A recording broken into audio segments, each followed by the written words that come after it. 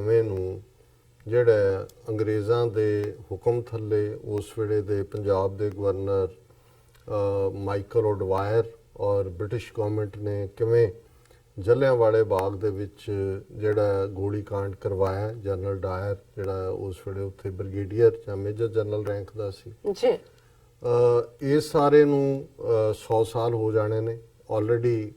ਇੱਕ ਬੜਾ ਜਿਨ੍ਹਾਂ ਨੇ ਆਪ ਖੁਦ 47 ਤੋਂ ਬਾਅਦ ਜੈਨੋਸਾਈਡ ਆਫਟਰ ਜੈਨੋਸਾਈਡ ਕੀਤਾ ਜੋ ਹਾਲ ਪੰਜਾਬ 'ਚ ਸਿੱਖਾਂ ਦਾ, ਕਸ਼ਮੀਰ 'ਚ ਕਸ਼ਮੀਰੀਆਂ ਦਾ, ਨਾਗਾਲੈਂਡ 'ਚ ਈਸਾਈਆਂ ਦਾ ਔਰ ਭਾਰਤ ਭਰ ਦੇ ਵਿੱਚ ਦਲਿਤਾਂ ਦਾ ਔਰ ਦੂਸਰੇ ਜਿਹੜੇ ਬੈਕਵਰਡ ਕਲਾਸਿਸ ਟ੍ਰਾਈਬਲਸ ਨੇ ਕੀਤਾ ਉਹ ਇਹਨੂੰ ਬੜੇ ਵੱਡੇ ਪੈਮਾਨੇ ਤੇ ਜੀ 100 ਸਾਲਾ ਜਲਿਆਂਵਾਲੇ ਬਾਗ ਦਾ ਔਰ ਅੰਗਰੇਜ਼ ਸਰਕਾਰ ਨੂੰ ਵੀ ਕਹਿ ਰਹੇ ਨੇ ਜੀ ਮਾਫੀ ਮੰਗੋ ਕਿ ਤੁਸੀਂ ਇਹ ਕੀਤਾ ਉਹ ਕੀਤਾ। ਉਹਦੇ 'ਚ ਉਹਨਾਂ ਦੇ ਦੇਸੀ ਓਰੀਜਨ ਦੇ ਜਿਹੜੇ MP ਵੀ ਨੇ ਉਹ ਵੀ ਨਾਲ ਲਾਏ ਹੋਏ ਨੇ।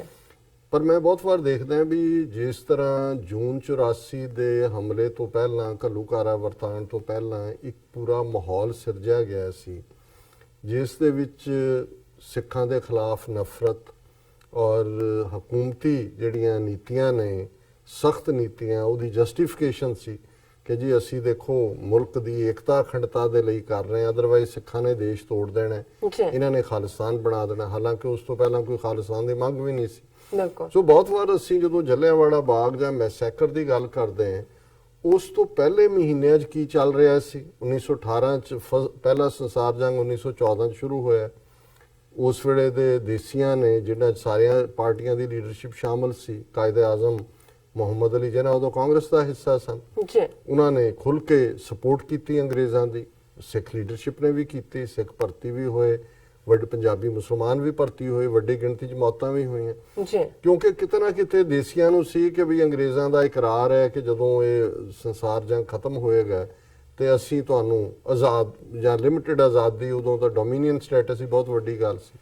ਲੇਕਿਨ ਇਸ ਦੇ ਉਲਟ ਉਹਨਾਂ ਨੇ ਰੌਲਟ ਐਕਟ ਲਿਆਂਦਾ, ਰੌਲਟ ਦੇ ਨਾਂ ਤੇ ਉੱਤੇ ਜਿਹੜਾ ਕਾਨੂੰਨ ਜਿਹਦੇ 'ਚ ਉਹਨਾਂ ਨੇ ਈਵਨ 5 ਬੰਦਿਆਂ ਦੇ ਇਕੱਠੇ ਹੋਣ ਤੇ ਵੀ ਪਾਬੰਦੀ ਲਾ ਦਿੱਤੀ ਔਰ ਉਸ ਦੇ ਖਿਲਾਫ ਹੀ ਫਿਰ ਥਾਂ ਥਾਂ ਦੇ ਉੱਤੇ ਜਿਹੜਾ ਉਹ ਪ੍ਰੋਟੈਸਟ ਵੀ ਹੋਏ ਔਰ ਉਹ ਸਾਰਾ ਜਿਹੜਾ ਹੁਣ ਜਿਹੜੀ ਗੱਲ ਟ੍ਰਿਬਿਊਨ ਦੇ ਵਿੱਚ ਇੱਕ ਫੀਚਰ ਹੁੰਦਾ ਹੈ 100 ਇਅਰਸ ਅਗੋ, 100 ਸਾਲ ਪਹਿਲਾਂ ਕੀ ਹੋਇਆ ਔਰ ਉਹ ਖਬਰ ਜ਼ਾਹਰ ਹੈ ਵੀ ਅੱਜ ਜਦੋਂ ਅਸੀਂ 15 ਮਾਰਚ ਨੂੰ ਗੱਲ ਕਰ ਰਹੇ ਹਾਂ ਇੱਕ ਦੋ ਕਾਲਮ ਹੋਣਗੇ 15 ਮਾਰਚ 1919 ਨੂੰ। ਹੁਣ ਬਹੁਤ ਵਾਰ ਜਦੋਂ ਕਾਇਦੇ ਆਜ਼ਮ ਮੁਹੰਮਦ ਅਲੀ ਜਿਨ੍ਹਾਂ ਦਾ ਜ਼ਿਕਰ ਹੁੰਦਾ ਹੈ ਤੇ as a founder of Pakistan ਔਰ ਬਹੁਤ ਵਾਰ ਉਹਨਾਂ ਦਾ ਕਰੀਅਰ ਜਿਹੜਾ ਹੈ ਉਹ ਮੁਸਲਿਮ ਲੀਗ ਤੋਂ ਹੀ ਸ਼ੁਰੂ ਕੀਤਾ ਜਾਂਦਾ ਜਦੋਂ ਉਹ ਪ੍ਰੈਜ਼ੀਡੈਂਟ ਬਣੇ ਔਰ ਉਹਨਾਂ ਨੇ ਕਿਵੇਂ ਆਪਣੀ ਕੌਮ ਨੂੰ ਇੱਕ ਮੁਲਕ ਲੈ ਕੇ ਦਿੱਤਾ। ਪਰ ਈਵਨ ਉਸ ਤੋਂ ਪਹਿਲਾਂ ਜਦੋਂ ਉਹ ਇੱਕ ਪਾਰਲੀਮੈਂਟੇਰੀਅਨ ਦੇ ਤੌਰ ਤੇ ਭਾਵੇਂ ਪਹਿਲਾਂ ਉਸ ਤੋਂ ਵੀ ਪਹਿਲਾਂ ਕਾਂਗਰਸ ਦਾ ਹਿੱਸਾ ਰਹੇ, ਉਹਨਾਂ ਨੇ ਕਿਵੇਂ ਐਜ਼ ਏ ਪਾਰਲੀਮੈਂਟੇਰੀਅਨ ਉਹ ਗੱਲਾਂ ਕੀਤੀਆਂ ਜਿਹੜੀਆਂ ਅੱਜ ਵੀ ਜਿਹੜੇ ਇਹਨਾਂ ਦਾ ਮੀਡੀਆ ਵੀ ਹੈ ਜਿਨ੍ਹਾਂ ਨੇ ਬਾਅਦ 'ਚ ਜਿਨ੍ਹਾਂ ਨੂੰ ਇੱਕ ਜਿਨ੍ਹਾਂ ਨੂੰ ਇੱਕ ਬਹੁਤ ਡਿਵਾਈਸਿਵ ਫਿਗਰ ਬਣਾ ਕੇ ਰੱਖਿਆ ਉਹ ਵੀ ਮਜਬੂਰ ਨੇ। ਜਦੋਂ ਤੁਸੀਂ ਹੁਣ ਹਿਸਟਰੀ 100 ਸਾਲ ਪਹਿਲਾਂ ਦੀ ਦੇਣੀ ਹੈ ਇਸ ਦਿਨ ਕੀ ਹੋਇਆ, ਸਭ ਤੋਂ ਅਹਿਮ ਗੱਲ ਕੀ ਹੋਈ, ਮੈਂ ਦੇਖਦਾ ਵੀ ਕਾਇਦੇ ਆਜ਼ਮ ਕਿੰਨੀ ਕਲੀਅਰ ਵਿਜ਼ਨ ਵਾਲੇ, ਕਿੰਨੀ ਬੋਲਡ ਉਹਨਾਂ ਦੀ ਕਨਵਿਕਸ਼ਨ, ਕਿਉਂਕਿ ਉਹਨਾਂ ਨੇ ਕੋਈ ਕਿਤਾਬ ਨਹੀਂ ਲਿਖੀ ਹੈ ਕਿ ਜਿਹਦੇ ਥੱਲੇ ਤੁਸੀਂ ਪਰ ਤੁਸੀਂ ਉਹਨਾਂ ਦਾ ਓਵਰਆਲ ਐਡਵੋਕੇਸੀ ਉਹਨਾਂ ਨੇ ਆਪਣੇ ਲੋਕਾਂ ਦੀ ਕਿਵੇਂ ਕੀਤੀ ਇਹ ਤਾਂ ਸੈਕੰਡ ਫੈਕਟਰ ਹੈ। ਲੇਕਿਨ ਇਸ ਪੀਰੀਅਡ 'ਚ ਵੀ ਉਹ ਭਾਵੇਂ ਨਨਕਾਣਾ ਸਾਹਿਬ ਦਾ ਸਾਕਾ ਸੀ, ਸਾਕਾ ਨਨਕਾਣਾ ਸਾਹਿਬ ਜਿਹੜਾ 1921 'ਚ ਹੋਇਆ, ਉਦੋਂ ਵੀ ਉਹਨਾਂ ਨੇ ਸਿੱਖਾਂ ਦੇ ਹੱਕਾਂ ਜਦੋਂ ਗੁਰਦੁਆਰਾ ਰਿਫਾਰਮ ਮੂਵਮੈਂਟ ਚੱਲ ਰਹੀ ਸੀ ਆਵਾਜ਼ ਦਿੱਤੀ ਔਰ ਇਹ ਉਹਨਾਂ ਨੇ ਜਦੋਂ ਕਿ ਰੌਲਟ ਐਕਟ ਦੀ ਉਸ ਪ੍ਰੋਸੀਡਿੰਗ 'ਚ ਇੱਕ ਅਮੈਂਡਮੈਂਟ ਜਿਹਦੇ ਥੱਲੇ ਲੋਕਾਂ ਦੀ ਮੁੱਢਲੀ ਆਜ਼ਾਦੀ ਖੋਈ ਜਾ ਰਹੀ ਸੀ ਉਦੋਂ ਉਹਨਾਂ ਨੇ ਜਿਹੜਾ ਖਲੋ ਕੇ ਕੀ ਕਿਹਾ। ਫਿਰ 1930-31 ਜਦੋਂ ਕਿ ਭਗਤ ਸਿੰਘ ਜਿਹੜਾ ਉਹ ਜੇਲ੍ਹ ਦੇ ਵਿੱਚ ਹੈ, ਫੜਿਆ ਹੋਇਆ, ਭੁੱਖ ਹੜਤਾਲ ਰੱਖੀ ਹੈ, ਕਿਵੇਂ ਉਹਨਾਂ ਨੇ ਡਿਫੈਂਡ ਕੀਤਾ ਜਦੋਂ ਕਿ ਗਾਂਧੀ ਔਰ ਦੂਜਾ ਇਹਦਾ ਇਰਵਨ ਨਾਲ ਪੈਕਟ ਕਰ ਰਹੇ ਸੀ ਜਿਨ੍ਹਾਂ ਨੇ ਈਵਨ ਉਹਨਾਂ ਦਾ ਫਾਸਟ ਐਂਡ ਟੂ ਡੈਥ ਨੂੰ ਡਿਫੈਂਡ ਕੀਤਾ ਕਿ ਉਹਨਾਂ ਦਾ ਹੱਕ ਹੈ ਇਹ ਜਿਹੜਾ ਆਪਣਾ ਇਸ ਦੇ ਉੱਤੇ ਡਿਸਪਲੇਸ਼ਰ ਦੇਣਾ ਜੋ ਉਹਨਾਂ ਨਾਲ ਹੋ ਰਿਹਾ। ਸੋ ਇਹ ਉਹਨਾਂ ਦਾ ਜਿਹੜਾ ਅੱਜ ਦਾ ਟ੍ਰਿਬਿਊਨ ਦਾ column 100 years ago mister Jinnah's speech ਇਹੀ ਹੈਡਿੰਗ ਹੈ। ਫਿਰ ਉਹਨਾਂ ਨੇ ਕਿਹਾ ਜੀ one of the strongest speeches, ਇਹ ਖਬਰ ਉਦੋਂ ਹੀ ਛਪੀ ਟ੍ਰਿਬਿਊਨ 'ਚ 1919 100 ਸਾਲ ਪਹਿਲੇ, one of the strongest speeches on mister Banerjee's amendment Mr. Banerjee's amendment was speech of Mr. Jinnah. It was delivered in reply to Mr. Ironside's speech, and it tore that speech in pieces. ਜਿਹੜੇ ਗੋਰੇ iron ਟੋਰ ਨੇ ਕੀਤਾ ਹੈਗਾ, ਜਿਨ੍ਹਾਂ ਦੀ speech ਨੇ ਉਹਦੇ ਪਰਛੇ ਉਡਾਤੇ ਜਿਹਨੂੰ ਅਸੀਂ ਕਹਿੰਦੇ। Mr. Ironside said the bill affected only a small and wicked section of the people and had expressed his surprise that the bigger and saner section of the public had taken up an attitude of hostility towards it. ਜਿਵੇਂ ਹੁੰਦਾ ਜਦੋਂ ਇਹਨਾਂ ਨੇ ਟਾਡਾ ਕਾਨੂੰਨ ਬਣਾਇਆ, ਹਿੰਦੂਤਵੀਆਂ ਨੇ, ਕਾਂਗਰਸ ਨੇ, ਜਾਂ ਪੋਟਾ ਬਣਾਇਆ, ਉਹਨੇ ਕਿਹਾ ਜੀ ਇਹ ਜਿਹੜੇ ਐਂਟਾਈ ਨੈਸ਼ਨਲ ਲੋਕ ਨੇ ਇਹ ਉਹਨਾਂ ਦੇ ਉੱਤੇ ਹੈ। ਔਰ ਇਹੀ ਗੱਲ ਜਦੋਂ ਉਹਨਾਂ ਨੇ ਆਪਣਾ ਕਾਨੂੰਨ ਜਾਂ ਪਾਬੰਦੀਆਂ ਵਾਲਾ ਕੀਤਾ ਤੇ ਉਹ ਗੋਰਾ ਕਹਿ ਰਿਹਾ ਕਿ ਜੀ ਇਹ ਤਾਂ ਇੱਕ ਛੋਟਾ ਸੈਕਸ਼ਨ, ਵਿਕਟ, ਸ਼ੈਤਾਨ ਜਿਹੜੇ ਖਰਾਬੀ ਕਰਨ ਵਾਲੇ ਨੇ, ਵਾਸਟ ਮੈਜੋਰਟੀ ਨੂੰ ਇਫੈਕਟ। ਉਹਨੇ ਕਿਹਾ ਪਤਾ ਨਹੀਂ ਕਿਉਂ ਇੰਡੀਅਨਸ ਦੀ ਵਾਸਟ ਮੈਜੋਰਟੀ ਇਹਦਾ ਵਿਰੋਧ ਕਰ ਰਹੀ ਹੈ। ਹੁਣ ਇਹਦਾ ਜਵਾਬ ਜਿਹੜਾ ਮਿਸਟਰ ਜਿਨ੍ਹਾਂ ਨੇ ਦਿੱਤਾ ਖਲੋ ਕੇ, ਉਹਨਾਂ ਨੇ ਇਹ ਕਿਹਾ ਕਿ ਵੀ he would ask Mr. Ironside, said Mr. Jinnah in his reply, ਕੌਮਿਆਂ 'ਚ ਉਹਨਾਂ ਨੇ ਉਹਦੇ ਵੱਲ ਮੂੰਹ ਕਰਕੇ ਕਿਹਾ ਵੀ ਮੈਂ ਤੁਹਾਨੂੰ ਇਹ ਪੁੱਛਣਾ ਚਾਹੁੰਦਾ ਟੂ ਸਟੱਡੀ ਦਾ history of his own country. ਜਾ ਕੇ ਤੂੰ ਪਹਿਲਾਂ ਆਪਣੇ ਇੰਗਲੈਂਡ ਦੇ ਲੋਕਾਂ ਦੀ ਹਿਸਟਰੀ ਪੜ੍ਹ। Mr. Ironside's countrymen had fought and shed their blood since the time of King John for the principle that no man's liberty be taken away without trial. ਉਹਨੇ ਕਿਹਾ ਮਿਸਟਰ ਆਇਰਨਮੈਨ ਜਾ ਕੇ ਆਪਣੇ ਮੁਲਕ ਦੀ history ਪੜ੍ਹ, king John ਦੇ ਜ਼ਮਾਨੇ ਚੋਂ ਇਹ ਤੁਹਾਡਾ ਹੀ ਇਤਿਹਾਸ, ਤੁਹਾਡੇ ਹੀ ਪ੍ਰਿੰਸੀਪਲ ਨੇ ਕਿ no man's liberty be taken away without trial, ਕਿ ਕਿਸੇ ਬੰਦੇ ਦੀ ਆਜ਼ਾਦੀ ਖੋਈ ਨਹੀਂ ਜਾ ਸਕਦੀ ਬਿਨਾਂ ਉਹਨੂੰ ਦੋਸ਼ੀ ਬਣਾਏ। ਕਿ ਵੀ ਟ੍ਰਾਇਲ ਚਲਾਓ, ਤੁਸੀਂ ਜਦੋਂ ਕਿਸੇ ਦੇ ਇਕੱਠੇ ਹੋਣ ਤੇ ਹੀ ਪਾਬੰਦੀ ਲਾਉਂਦੇ ਹੋ, ਇਹ ਤੁਸੀਂ ਕਿਹੜਾ ਤੁਹਾਡਾ ਲਾ ਹੈ। ਫਿਰ ਉਹਨਾਂ ਨੇ ਕਿਹਾ ਕਿ ਵੀ to study the history of his own country, Mr. Ironside's countrymen had fought and shed their blood, ਵੀ ਤੁਸੀਂ ਤਾਂ ਆਪਣਾ ਖੂਨ ਡੋਲਿਆ ਇਸ ਗੱਲ ਲਈ ਕਿ no man's liberty be taken away without trial. It was not the wicked that they wanted to protect, it was the innocent for whom they were pleading.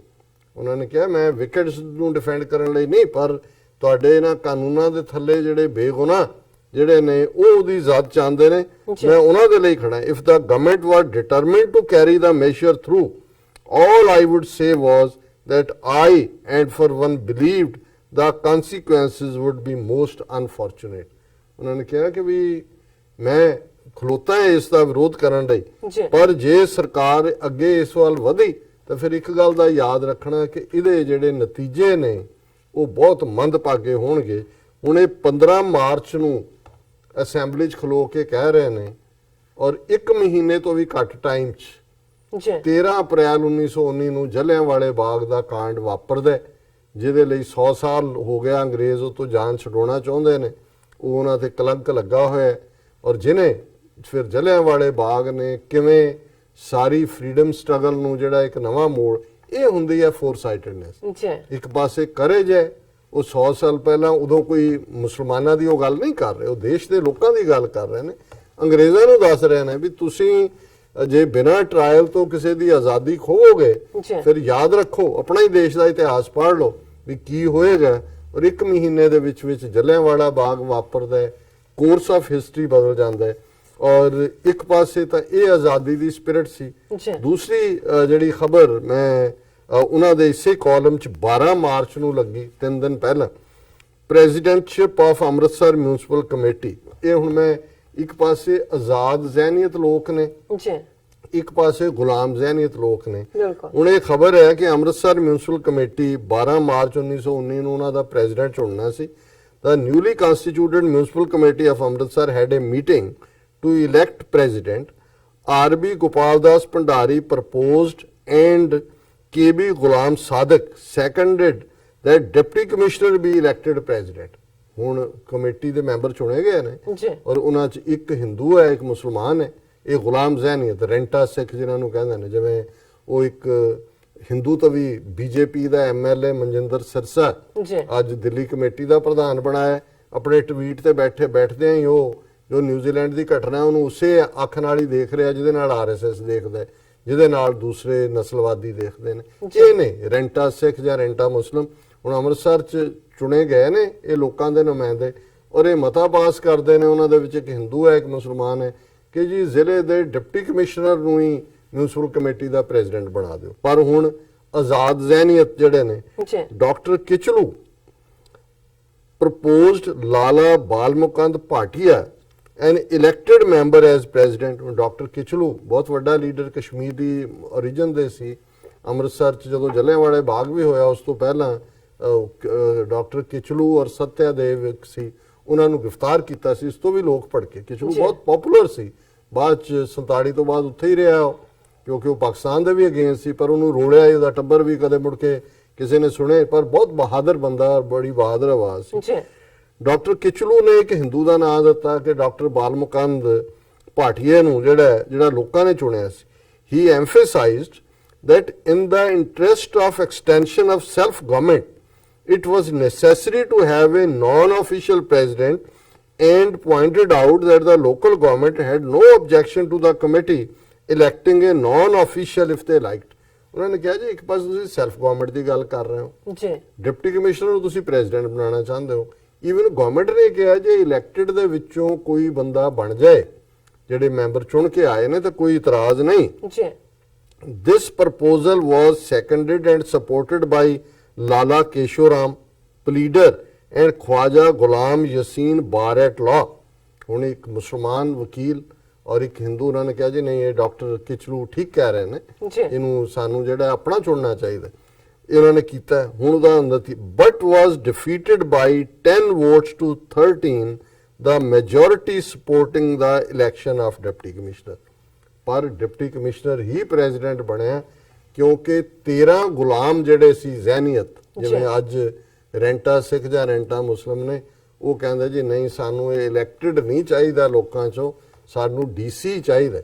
ਜਿਵੇਂ ਅੱਜ ਗੁਰਪਤਵੰਤ ਸਿੰਘ ਪੰਨੂ ਔਰ ਦੂਸਰੇ ਆਏ ਉਹ ਕਹਿ ਰਹੇ ਸੀ ਜੀ ਜਿਹੜਾ ਤੁਸੀਂ ਪਰਸੋਂ, ਕਿਉਂਕਿ ਇਹਨਾਂ ਦਾ ਫੰਡ ਰੇਜ਼ਿੰਗ ਵੀ ਹੈ, ਵੀ ਅਸੀਂ ਚਾਹੁੰਦੇ ਹਾਂ ਵੀ ਤੁਸੀਂ ਤੁਹਾਡੀ ਸਪੀਚ ਇਸ ਮੁੱਦੇ ਤੇ ਹੋਏ ਕਿ ਵੀ ਸਾਨੂੰ ਖਾਲਿਸਤਾਨ ਕਿਉਂ ਚਾਹੀਦਾ ਵੀ। ਅੱਜ ਵੀ ਜਿਹੜੇ ਉੱਥੇ ਰਹਿੰਦੇ ਨੇ ਇੰਡੀਆ 'ਚ ਜਾਂ ਪੰਜਾਬ 'ਚ ਇੱਕ ਤਬਕਾ ਜਿਹੜੇ ਕਹਿੰਦੇ ਨੇ ਜੀ ਅਸੀਂ ਬਹੁਤ ਖੁਸ਼ ਹਾਂ ਇਹਦੇ 'ਚ। ਤੇ ਮੈਂ ਉਹਨਾਂ ਨੂੰ ਕਿਹਾ ਜੀ ਜੇ ਤਾਂ ਸਿੱਖਾਂ ਨੂੰ 34 ਸਾਲ ਇੰਨੀ ਕੁੱਟ ਖਾਣ ਤੋਂ ਬਾਅਦ ਵੀ ਸਮਝਾਉਣ ਦੀ ਲੋੜ ਹੈ, ਫਿਰ ਤਾਂ ਉਹਨਾਂ ਨੂੰ ਕੋਈ ਨਹੀਂ ਸਮਝਾ ਸਕਦਾ। ਹਾਂ, ਪਰ ਮੈਂ ਕਿਹਾ ਵੀ ਇੱਕ ਪਾਰਟ ਜ਼ਰੂਰ ਹੈ ਕਿ ਵੀ ਜਿਹੜੇ ਤੋਤੇ ਪਿੰਜਰੇ ਦੇ ਵਿੱਚ ਚੂਰੀ ਖਾਣ ਨੂੰ ਇੰਜੋਏ ਕਰਨ ਲੱਗ ਜਾਂਦੇ ਨੇ, ਉਹਨਾਂ ਦਾ ਤੁਸੀਂ ਦਰਵਾਜ਼ਾ ਖੋਲ ਵੀ ਦਿਓ, ਐਂ ਹੀ ਗੇੜਾ ਦੇ ਕੇ ਫਿਰ ਆ ਕੇ ਪਿੰਜਰੇ 'ਚ ਵੜ ਜਾਣਗੇ। ਮੈਂ ਕਿਹਾ ਜਿਹੜੇ ਪਿੰਜਰੇ ਦੇ ਤੋਤੇ ਨੇ ਔਰ ਇਸੇ ਬਾਰੇ ਜਿਹੜਾ ਉਹ ਗੁਲਾਮੀ ਨੂੰ ਔਰ ਪਿਆਰ ਕਰਨ ਵਾਲੇ, ਔਰ ਇਹੀ ਇੱਕ ਪਾਸੇ ਕਾਇਦੇ ਆਜ਼ਮ ਦੀ ਆਵਾਜ਼ ਹੈ ਲਿਬਰਟੀ ਦੀ।